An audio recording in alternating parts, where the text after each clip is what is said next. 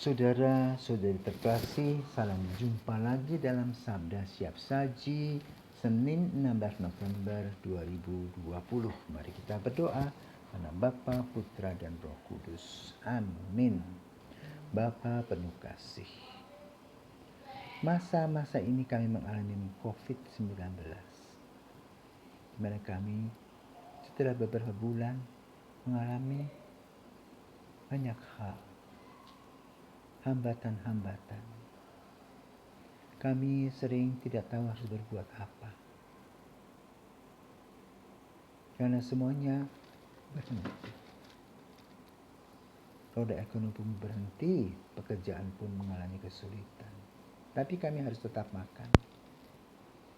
Kami ini seperti orang buta yang merayap, mencari kehendak-Mu.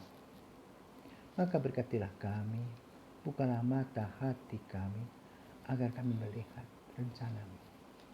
Dan kami boleh melihat dengan nyata dan jelas, sehingga kami merasa hidup kami lebih tenang, lebih mantap, karena selalu bersama-Mu.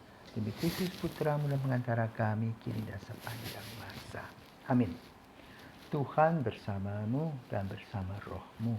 Inilah Injil Yesus Kristus menurut Lukas, dimuliakanlah Tuhan.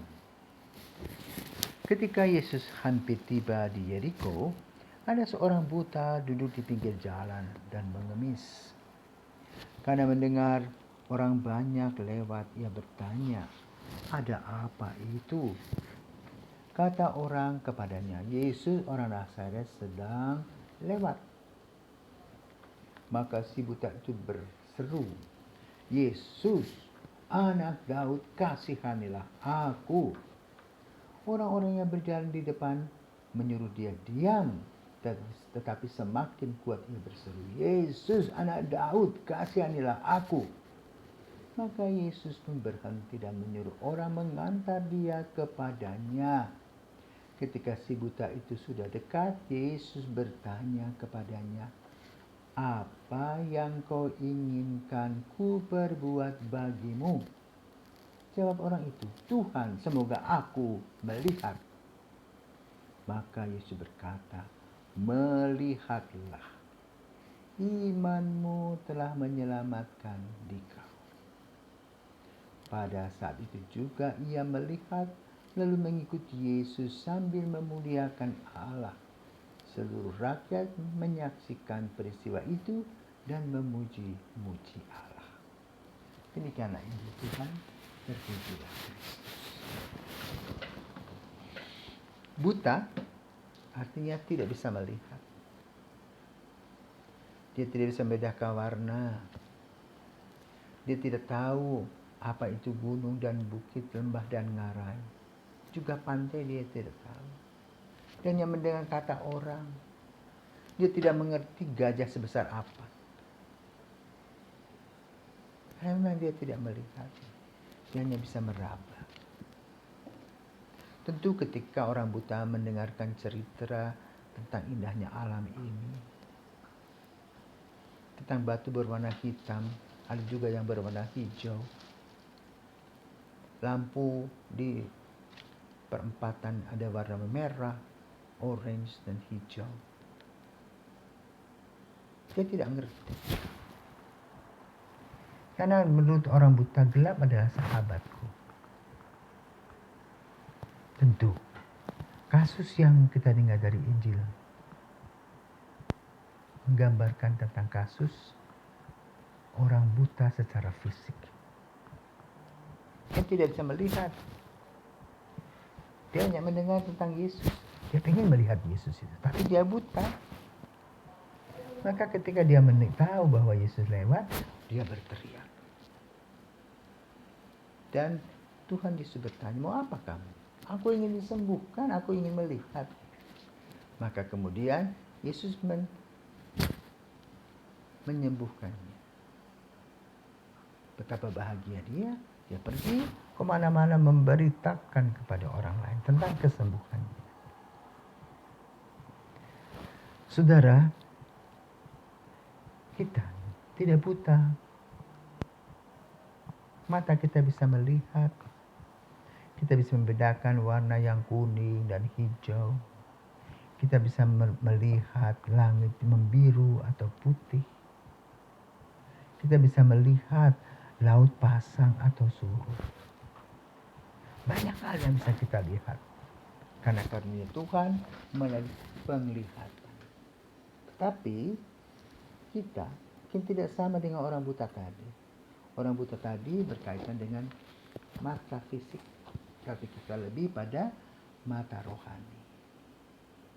Kita kebal. Kita tidak peduli kepada orang. Kita hanya mau menang-menangnya sendiri. Bahkan kita juga bisa berbuat sadis kepada orang. Kenapa? Itulah buta secara rohani. Juga kita tidak tahu harus berbuat apa. Maka pada hari ini Yesus mengajak kita. Untuk orang buta secara fisik, Tuhan akan menjamahnya, menyembuhkannya. Dan secara rohani, kita diajak untuk melihat. Sebagaimana motivasi si buta, si dia. Deus utidiam. Tuhan biarlah aku boleh melihat. Dan Tuhan mengabulkannya. Bagaimana cara melihat secara rohani? 1. Apakah Anda bersuka cita? Kalau tidak bersuka cita berarti ada faktor X yang menghambat. 2. Apakah Anda sensitif untuk belas kasih? Kalau tidak, berarti Anda ingat diri. Belum melihat orang lain yang memerlukan bantuan dan uluran tangan kita. Yang ketiga, kita juga tidak tahu mau buat apa. Pokoknya ya sudah, hari demi hari kita lewati begitu saja. Nah, saudara kita kasih, maka kita perlu merancang. Kita punya motivasi mau apa ke depan. Apa yang kita mau lakukan. Refleksi diri apa yang kita mesti perbaiki, evaluasi. Tentang apa yang sudah kita lakukan. Dan juga membuat program ke depan. Agar kita tidak buta lagi. Maka mari kita menggali hidup rohani kita. Bukan hanya secara jasmani kita menikmati, tetapi juga kita bisa menikmatinya secara rohani. Apa hasilnya? Kalau kita betul-betul melakukan dan mendapatkan hidup rohani yang baik, maka hidup kita akan tenang, damai, dan sukacita. Inilah yang diperlukan hidup kita.